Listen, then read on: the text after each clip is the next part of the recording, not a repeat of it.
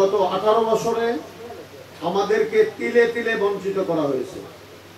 আমরা বৈষম্যহীন বাংলাদেশে আছি, আমাদের সন্তানরা রক্ত দিয়ে দেশ স্বাধীন করেছে দ্বিতীয়বারের মতো। আমরা তাদের প্রতি শ্রদ্ধার সাথে স্মরণ করছি এবং আমরা এতটুকু বলতে চাই যে গত 18 বছরের যে বঞ্চনা, সেই প্রত্যেকটি বঞ্চনার হিসাব বগুড়াবাসীকে কড়াই গন্ডায় বুঝে নেওয়ার জন্য আমাদেরকে শপথ নিতে হবে, ঐক্যবদ্ধ থাকতে হবে।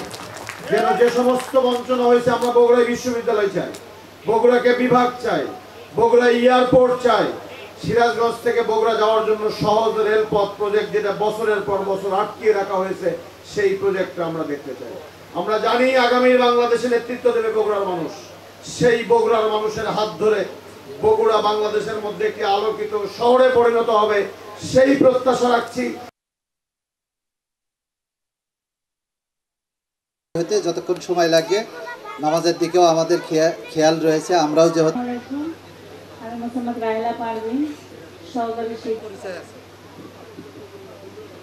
আসসালামু আলাইকুম।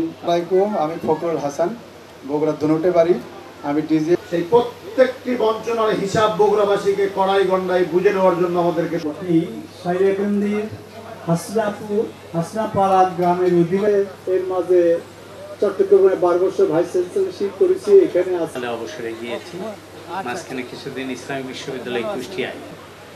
আসসালামু আলাইকুম, আমি মোহাম্মদ আব্দুর রহিম, আমি বাংলাদেশ ব্যাংক রাজশাহীতে কর্মরত, বাড়ি বগুড়া সদর চকলকবান এলাকা। আসসালামু আলাইকুম জানাচ্ছি, আমি মোহাম্মদ ফেরদৌস ওয়াহিদ, আমি আসসালামু আলাইকুম, আমি উপপরিচালক হর্টিকালচার সেন্টার কল্যাণপুর চাঁপাইনবাবগঞ্জ। আমি রাজশাহী বিশ্ববিদ্যালয় আইসিটি সেন্টারে ছিলাম, বর্তমানে অবসরপ্রাপ্ত। আপনারা সেগুলো ব্যবহার করতে পারেন। ধন্যবাদ। স্কুল অ্যান্ড কলেজের প্রতিষ্ঠাতা প্রিন্সিপাল। ধন্যবাদ সবাইকে।